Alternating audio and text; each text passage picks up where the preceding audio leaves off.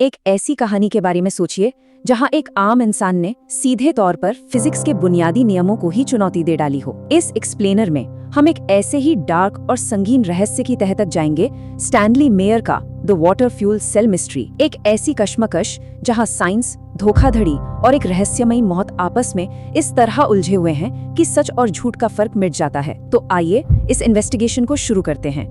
उन्होंने मुझे जहर दे दिया सुनकर किसी सस्पेंस थ्रिलर फिल्म का सीन लगता है ना, पर सच तो ये है कि ये एक इन्वेंटर स्टैनली मेयर के आखिरी शब्द थे।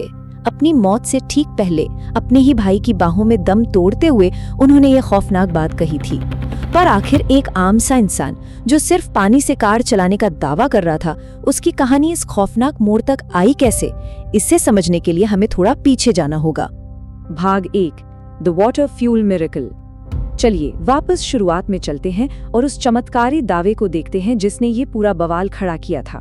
तो हुआ क्या था कि स्टैनली ने एक डिवाइस बनाया और उसे नाम दिया वाटर फ्यूल सेल।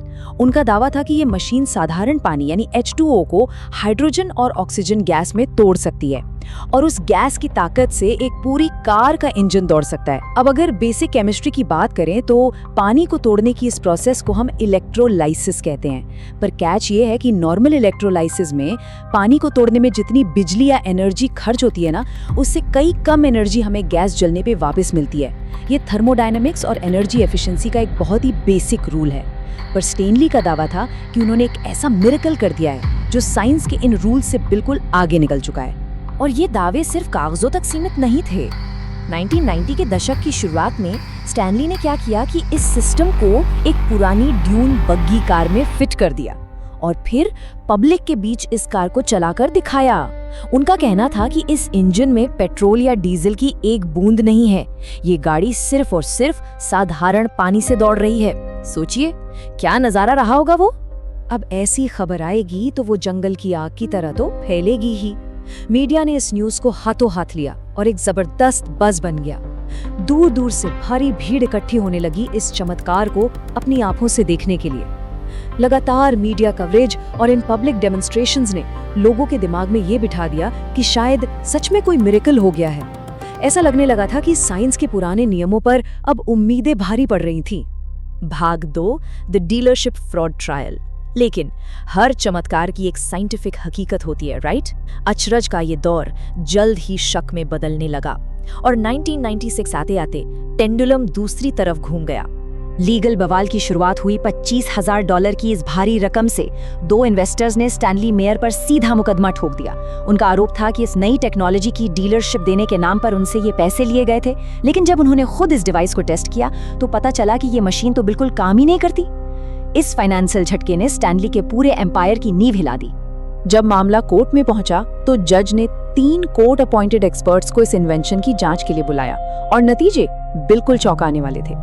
एक तरफ स्टैनली थे जो इसे फिजिक्स को बदलने वाली डिवाइस बता रहे थे और दूसरी तरफ एक्सपर्ट्स थे जिन्होंने इसे सीधे तौर पर कुछ भी नया नहीं बता दिया। मॉडर्न इंजीनियर्स की तरह ही उन एक्सपर्ट्स ने इस इन्वेंशन को बिल्कुल सिंपल और स्टैंडर्ड पुरानी इलेक्ट्रोलाइसिस बताया, जिसमें एनर्जी का मैसिव लॉस होता है।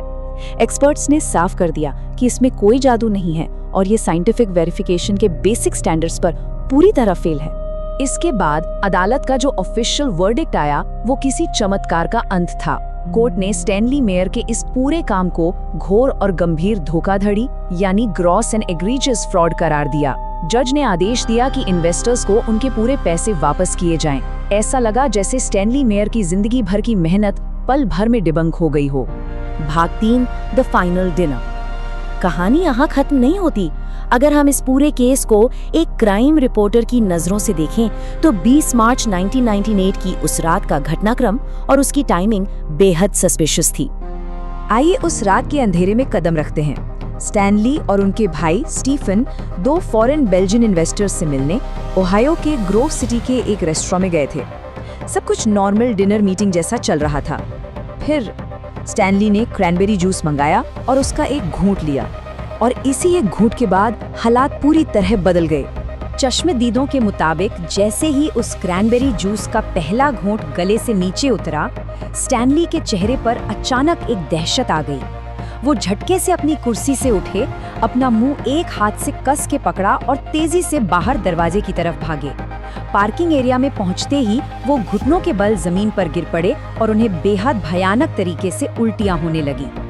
और वहीं उसी पार्किंग लॉट में जब उनके भाई स्टीफन भागते हुए उनके पास पहुंचे तो अपनी आखिरी सांसों के बीच उन्होंने फिर से वो लाइन चिल्लाई, मुझे जहर दिया गया है, उन्होंने मुझे जहर दे दिया। अगले ही दिन उनकी मौत हो गई। सोचिए, एक इंसान जिसे कोर्ट ने फ्रॉड साबित कर दिया था, वो अपने आखिरी वक्त में भी कोर्ट की हकीकत को ठुकराता रहा और खुद को शिकार बताता रहा। भाग 4, ऑटोप्सी बनाम कॉन्स्पिरेसी। मौत के अगले ही दिन से दो बिल्कुल अलग कहानियां बनने लगी। एक तरफ मेडिकल साइंस का सच था तो दूसरी तरफ थी वो लोकल अफवाहें जो आज तक जिंदा हैं। ऑफिशियल ऑटोप्सी रिपोर्ट के हिसाब से मौत का कारण था सेरेब्रल एन्यूरिज्म। मेडिकल साइंस के मुताबिक हाई ब्लड प्रेशर की वजह से उनके दिमाग की एक नस फट गई थी और ये एक नेचुरल डेथ थी। लेकिन दूसरी तरफ स्थानीय अफवाहों ने एक अलग ही साजिश को जन्म दिया। उनके सपोर्टर्स का आज भी दृढ़ विश्वास है कि पेट्रोल डीजल का व्यापार करने वाली बड़ी ऑयल कंपनियों ने डर कर इन्वेस्टर्स के जरिए उन्हें जहर दिलवाया था। तो आखिर में ये सब हमें कहाँ लाकर खड़ा करता है?